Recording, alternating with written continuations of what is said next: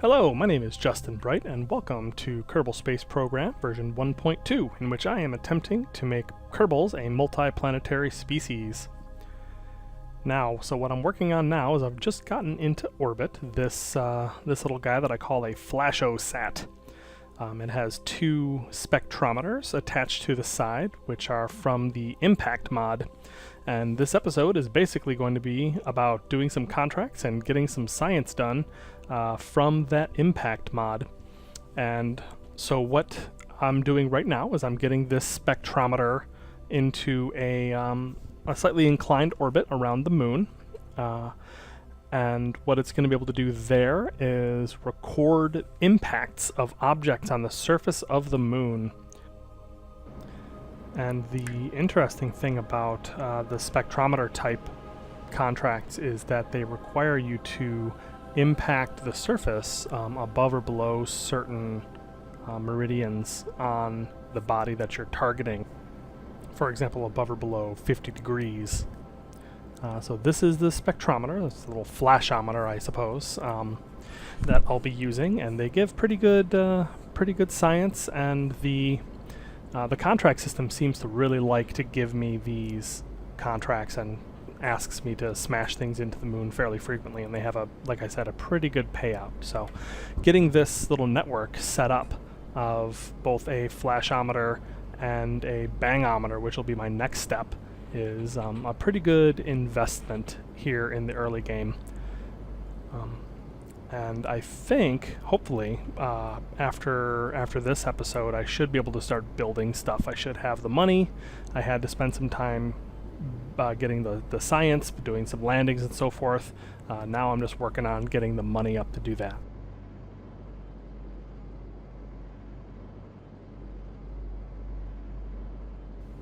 So we've got a couple of missions up ahead that are designed specifically for that, but to walk you through them, I think I will pass it back to old me. Alright, so I'm trying to match this pink orbit, and I think I did it backwards. I thought that this orbit was moving in the other direction. So let's see if I can't get us flipped around so that we pass by the other side of the moon, not in that direction.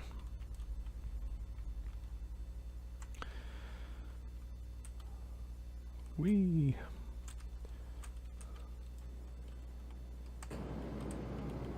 There we go. That's moving in the correct direction.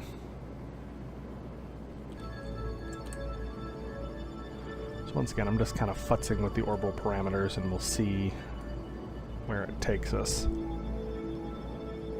rather than trying to do this very precisely, because I think it'll be fine. There. That almost touches, so let's get that down to maybe where... There. Because the key thing is you can't get into a particular orbit unless you at least at one point touch that orbit. Otherwise I'll have to make multiple burns to try to correct this.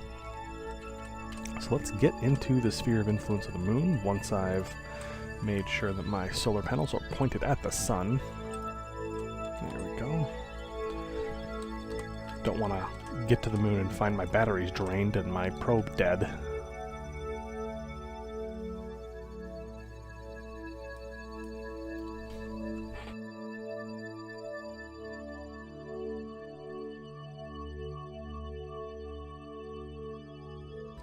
Beautiful. So,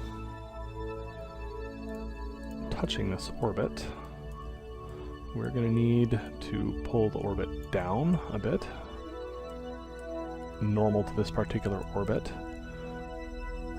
pull it out a little bit radial, and slow it down, all three, to try to get a circular orbit that looks pretty close to the one that is shown here.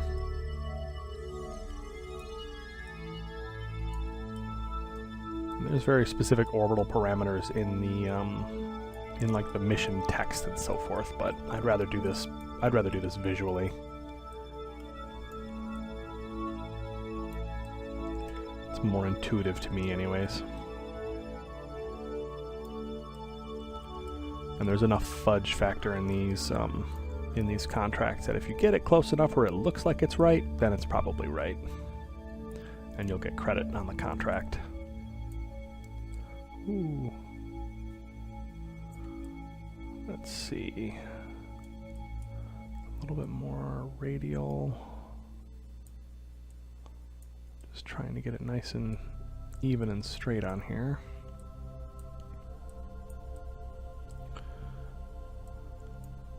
Oops. Here, let's start using this. This is getting out of control. There, makes that a little bit easier. And that looks good to me. Beautiful. So that's just a nice 30-second burn. It's fairly quick, so it shouldn't be too much of a problem to accomplish without getting too far out of phase. Because one of the things about the way these maneuver nodes work is they are written expecting that you'll impart all of your thrust in one instant. And obviously that's not how rockets work. So what ends up having to happen is you spread it out on either side of the node to best approximate doing that instantaneous change in velocity. There's a little bit of drift that happens when you do it that way, however, but it's usually not too much of an issue unless you're doing tremendously long burns, like with ion engines and things like that. Alright, we're coming into this node and putting our first satellite into orbit around another body. It occurs to me that I've never actually put a satellite into orbit around Kerbal in this save, but we've been rushing right into the manned stuff. I've been trying to get into building space stations and things as quickly as possible, so we wound up kind of taking things not out of order, I wouldn't say, but definitely pushing in a particular direction as fast as possible.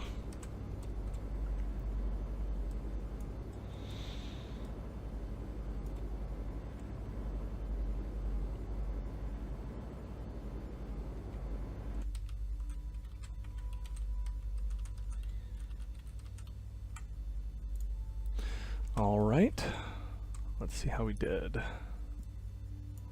Perfect. Contract complete. We have this lovely satellite in orbit.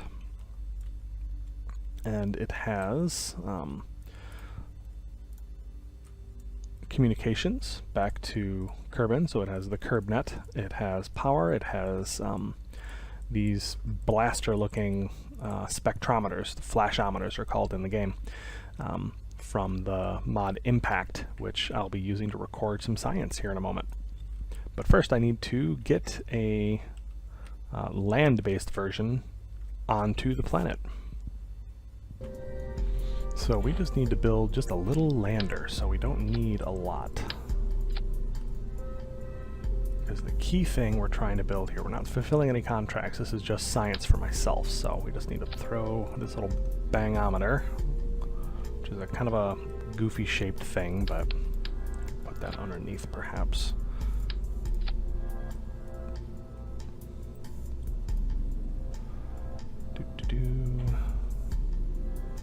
Little engine. Here we are, a little spark.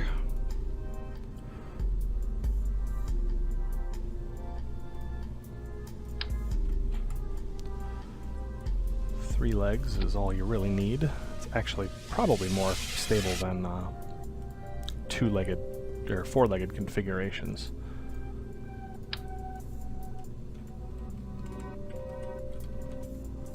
Let's do that. I like tipping them up so that it I can use static panels and get sunlight in from multiple directions.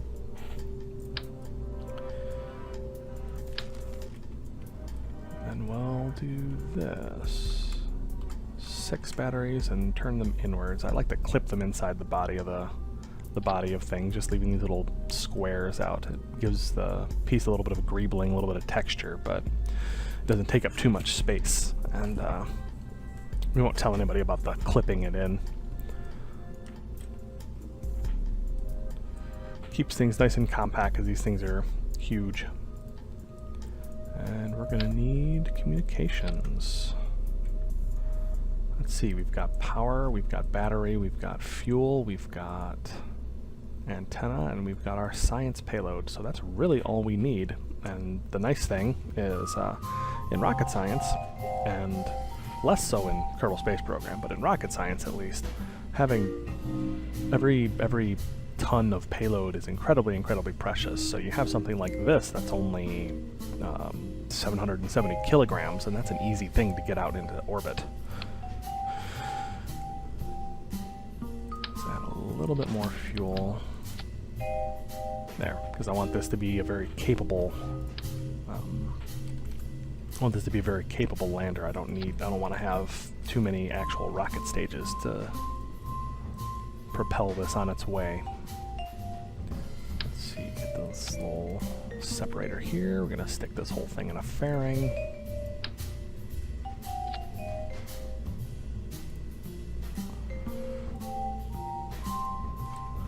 we go.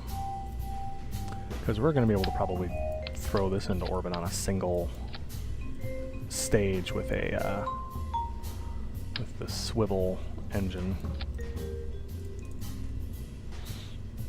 Yeah, it's pretty close. We probably don't even need this much fuel. Just a little bit less. There. Oop, that's still a little bit much.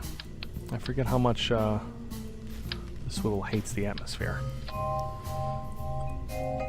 So the thrust actually changes in, just like real life, the thrust of a rocket changes at sea level because of the pressure on the pressure pushing back on the chamber is greater. So it has to push against that before it can actually push the rocket. So there's a pretty dramatic change in some of these, some of the thrust to weight ratios as you. Ooh, I like the way that looks. So there's a change in the thrust to weight ratio from the point that you've launched up to getting into the upper atmosphere and away. So yeah, this is really all we're going to need for that.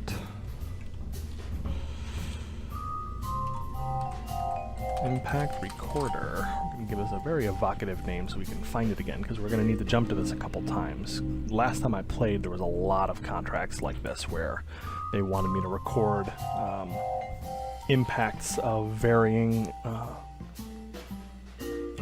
energy levels. And oops, we're launching at night, I suppose. Well, that's fine. We can have a night launch.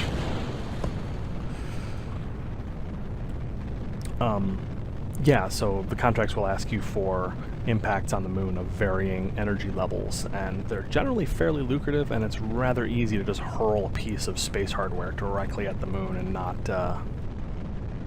have to think about that too much.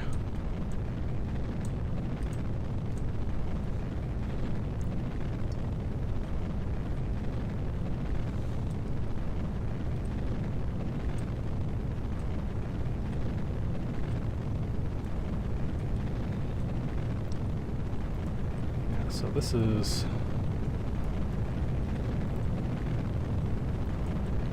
there we go. There's something interesting to look at as we fly. Because all I'm looking at is this nav ball generally when I'm launching these things, at least until we get into the upper atmosphere. And there, once again, we can see the beautiful alignment of the planets, of the other inner planets as we launch into the sky. We've got Moho and Duna and Eve. Okay, careful. Don't get too ambitious. Just getting ready to do a 360 no-scope with my rocket here.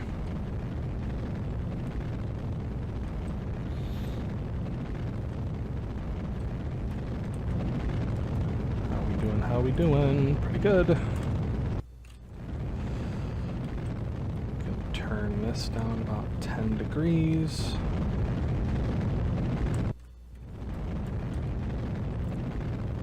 Below the horizon, because I went up a little too far. We needed to go more sideways.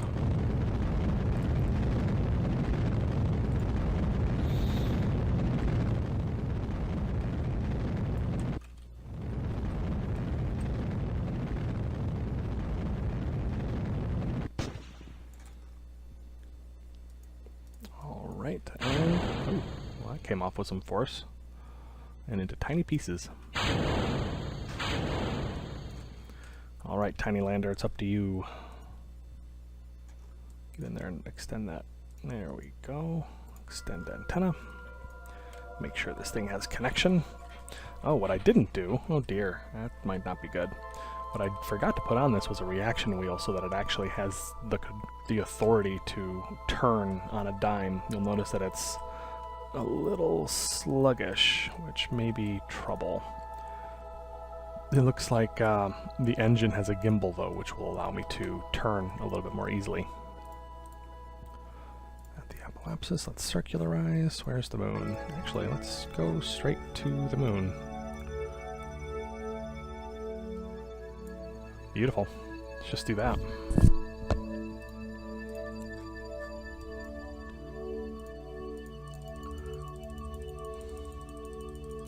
And it doesn't particularly matter where we land, so let's just land someplace where we have both sun and a direct connection to Kerbal. Eventually it won't matter if we have a connection to Kerbal, but that is to say, we're not going to need it for the later part of this probe's life, but we will need it when we're landing. Because if I don't have connection, I don't have signal.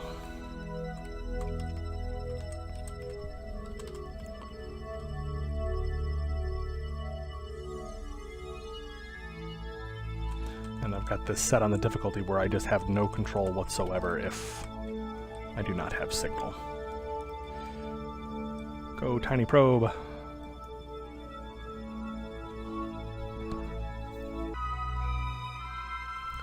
Alright, we are entering the moon's orbit. And just looking at this line here, it looks like we should be able to land just around here-ish. Oops. Let's get out of time warp so I can actually rotate. So let's bring up my periapsis a little bit so it's not slamming directly into the moon quite yet. As I've mentioned before, it's best to have a periapsis just over the moon's surface when you're trying to land. That way all of your dangerous velocity is aimed flying off of the planet, and you just need to you don't spend too much time falling down.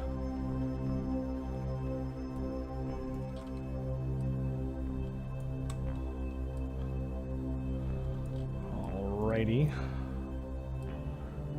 We're coming in close.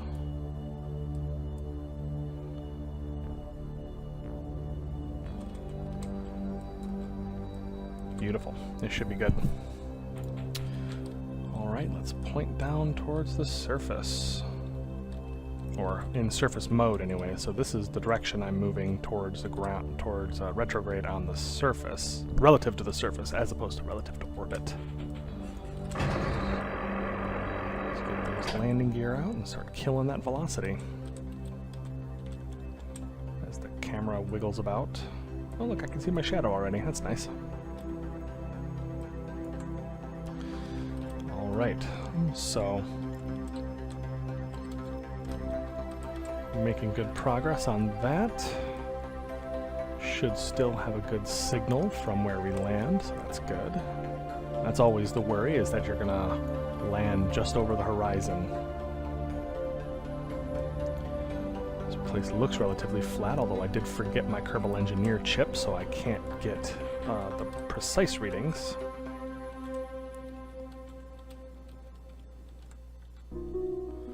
Impact in 18 seconds. But I have a burn for 4, so this is a good, this engine has good thrust-to-weight ratio for this tiny of a vessel, which is why I like it quite a bit. Looks like there's a little bit of a slope.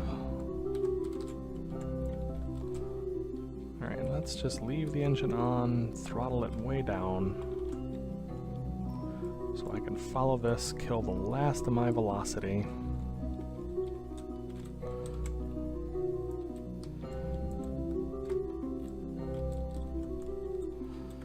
Oop. There we go, easy. Oh dear. Oops. There we go. And there we are. And turn off my SAS so it settles onto the surface. What are you doing? What is even happening right now? Please don't do that. I would like it if you did not do that. Why is it wiggling? Okay, that's weird. I'm going to turn on SAS. You stop wiggling now? Okay, cool. Perfect. So that's about as good as I could have asked for. So now we have this particular science experiment sitting pretty on the moon, and power and the ability to transmit the science back. So now it's time to go smash something into the moon. And here we have the Impactor 1, a great big silly rocket. Here, let's make sure these are auto-strutted properly. I don't want this thing flying apart on me. 3, 2, 1, launch. But there's really not a whole lot to this thing, so I didn't really show it in the VAB.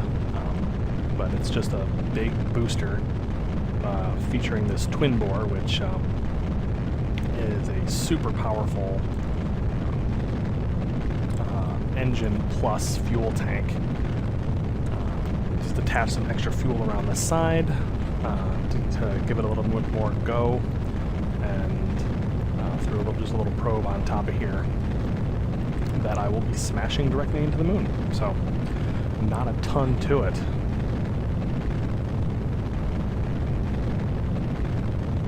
But one of the things that, so I rely on Kerbal Engineer to get delta V calculations.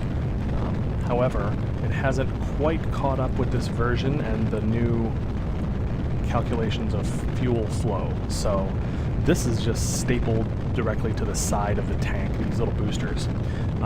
But the new fuel flow rules mean that the fuel can flow from these and directly into this stage, and they do. However, once upon a time that required fuel pipes to be used, and Kerbal Engineer still expects that. It doesn't expect that you can have cross-feed just through radially attached parts. So it doesn't think that this ship is able to access this fuel. So the number for the delta V, the change in velocity, is actually going up as opposed to down, at least until these tanks are drained, which looks like they are.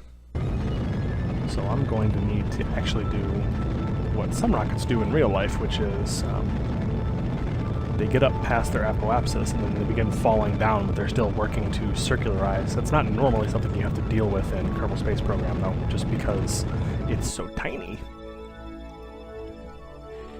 Perfect. Easy peasy. Now, in just a little bit, I will burn towards the moon into a direct trajectory that will lead me to smash into it. Probably helps if I target it. Not focus, but target. So let's see, how can I hit this at incredible velocity? Let's see, I have 1627 meters per second left of delta V. So let's see. There it is. That's the one.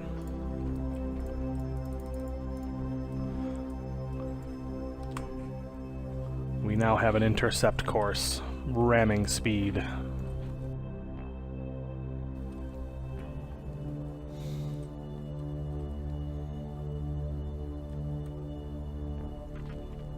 Point myself towards my maneuver marker.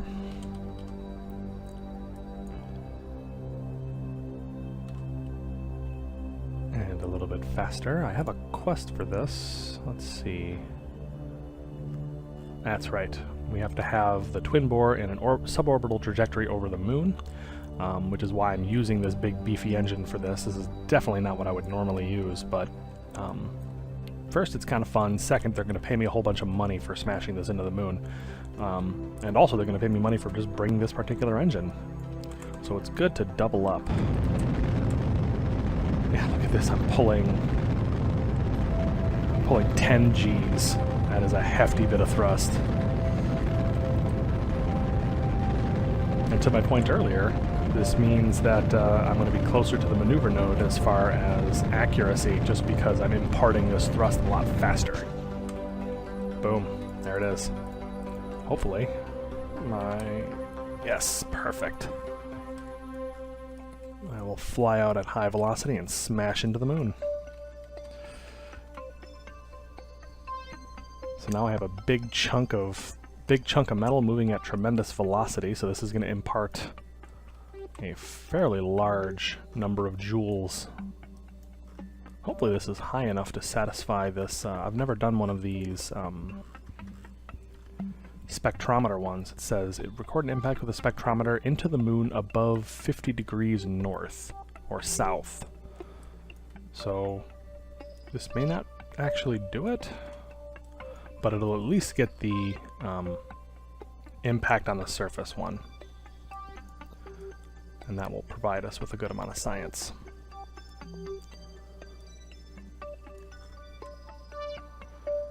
Alright, we're coming in for the approach.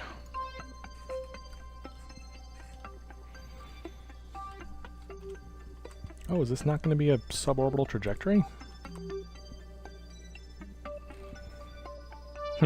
Because I'm on an escape trajectory still, even though it's going through the moon, I guess I'm not actually going to fulfill this contract. Another thing I didn't think all the way through.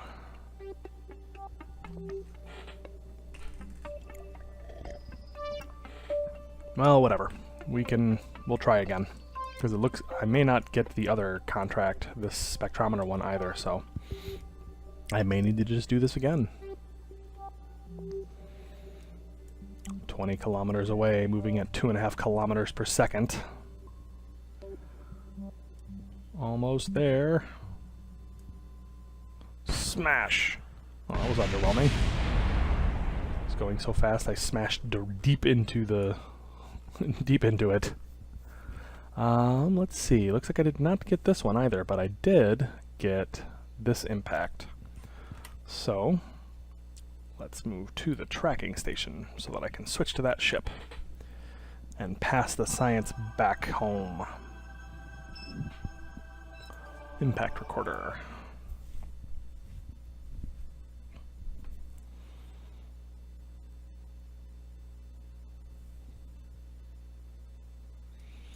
No! No, no, no, no! No, why? What the heck was that about? It just appeared high up in the air. What the heck? Oh, jeez. Well, fortunately this doesn't actually need to be in a particular configuration as far as standing. But that is annoying, and I am concerned about that as far as actually building things. Because if my base structures do that, I could be in a huge amount of trouble. I don't like it. Alright, 57 gigajoule impact. Who's going to notice another crater? Let's send this data back.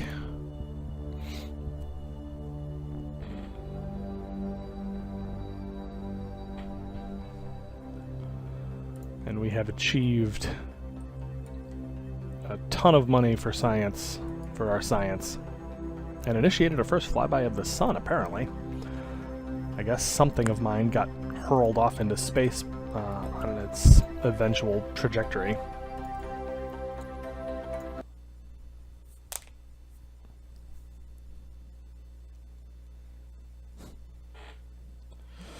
So that's that, but I will be right back. I'm going to try that again without screwing up half of my missions.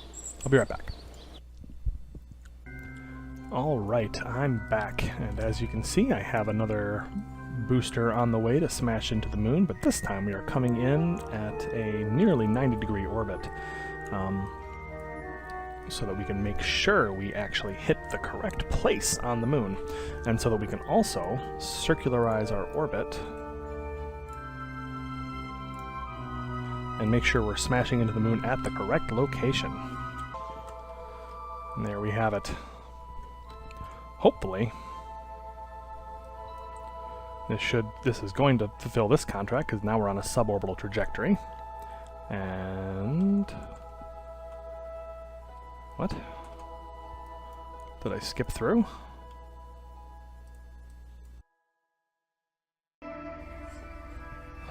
Well, that's annoying. To make sure, is there a test I need to run? No. It should just automatically trigger when I get down to 109, under 190, so let's just make sure I don't skip through it.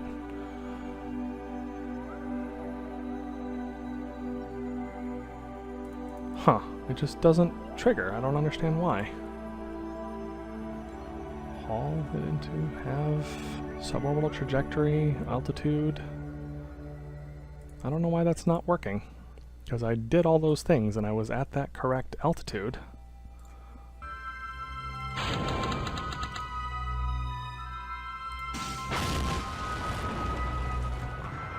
Yeah, I do not know what else I could possibly do to trigger this quest. Everything is correct. My altitude was correct. I think I may just have to cheat and give that to myself because I mean, I don't know what else I can do.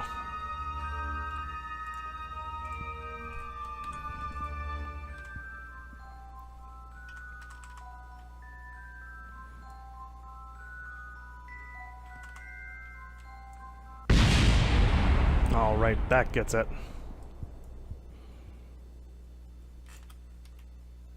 To the tracking station, so we can transfer the science back.